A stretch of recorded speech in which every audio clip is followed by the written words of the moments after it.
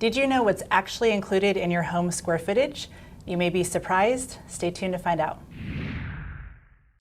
If you're considering purchasing a home in the near future, we've had many questions in the past as to what's all included in a home square footage. So we're going to go through that list. Let's start off by stating the obvious here. Bedrooms, bathrooms, closets, hallways, stairwells, all of those things within the confinements of the home are all included into your square footage. What are some other things, Julie, that people may not think about that's included in the square footage here? Yeah, so what may surprise some people are enclosed patios are considered part of the square footage overall. Okay. And finished attics and basements. Finished is the key word there because unfinished ones are not.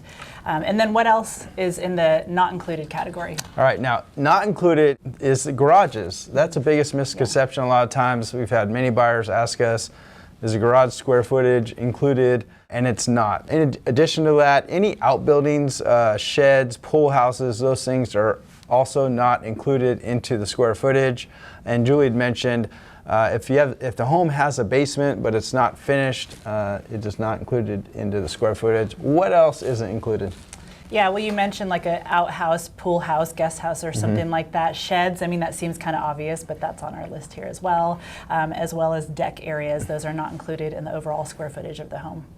The majority of the homes that you're looking at online, the square footage for that particular home is auto-populated by the local county's data. If the owner did an addition to that effect and added on a room or another space, oftentimes there could be a discrepancy between the county square footage and what the owner says. So you definitely want to do your inspections to make sure that you have the proper square footage for that home. Yeah, that's a great point because you can buy a smaller home and do a proper addition. When doing it the right way and pulling a permit, and getting that additional square footage documented, those county records will be updated. If you go to sell the home someday and it gets appraised, that will be counted. If you're cutting corners and doing unpermitted additions, not only will that make the potential buyer uneasy because it wasn't, they don't know if it was done right, it's not going to count in the official square footage of the home.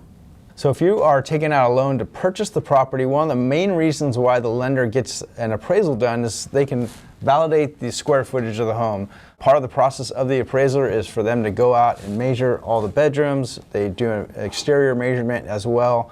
So that square footage measurement matches up with what the county is reporting.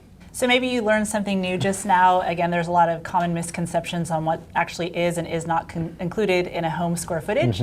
Thank you guys for watching. Please like and subscribe if you're checking us out on YouTube, and we will see you next week.